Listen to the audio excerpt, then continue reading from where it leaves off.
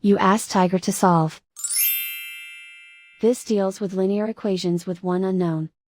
The final result is x equals 3/2.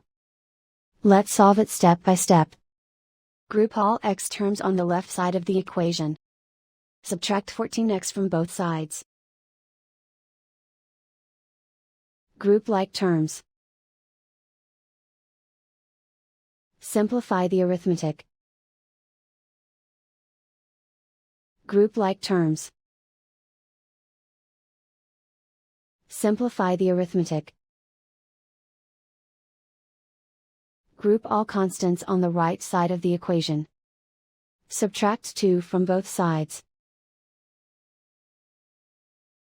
Simplify the arithmetic.